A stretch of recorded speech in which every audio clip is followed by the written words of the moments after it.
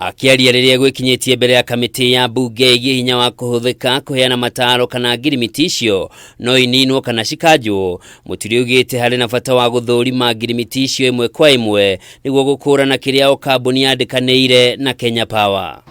Many of these people are not the foreigners. They are local. When I did investigate the issue of which I told you about MBERE, in fact, a member who was a member of my party came complaining that we were pouring soil on his food. But when we went to lift the veil. So it is true, Mr. Chairman, and I think you're on the right track. I would really want to encourage this committee to go to the bottom of this. Let's know who these are. Miario ya Muturi yokite riri gukoretwo gukirikana ngirimiti ici cia kambuni cia KIUMBE nicicungirire kwambatira gwa thogora wa thitima guku bururi-ini. Oho Muturi niendekithitie mwandikithia wa kambuni guku bururi-ini arekererie maritwa mothe maene kambuni ici nginyagia iria ciandikithitio nja wa bururi niguo gukurana ni amakoretwo makibora muingi wa bururi, akiuga kuringana na watho uria uriho kwa ihinda riri wa kuramata makambuni ni nginyagia kambuni ciothe ihithurie ene cio nia. The Companies Act 2015 is a law in operation.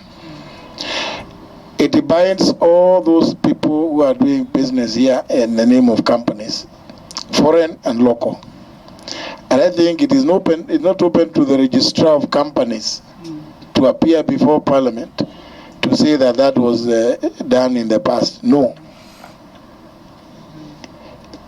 That if there is any such company which has not provided names of beneficial owners, it is in violation of the applicable law. Oho Muturi ni ahithuritie ngirimiti icio CIIKIRANIIRWO hatari gukuruhania wabici ya munene wa watho, riu akienda kamiti ino ya mbunge ikirira uthuthuria wayo niguo reme kunyitikana na mahitia mahingurirwo thitango. And the current arrangement, all legal agreements from by whatever ministries, MDAs, agencies, they must get and the input of the office of the Attorney General, so that at least we can save the country the ignominy of always having to pay dearly for that which could have been avoided. Hado-ini ha Kameme TV, Njitagwo Njoroge wa Kimani.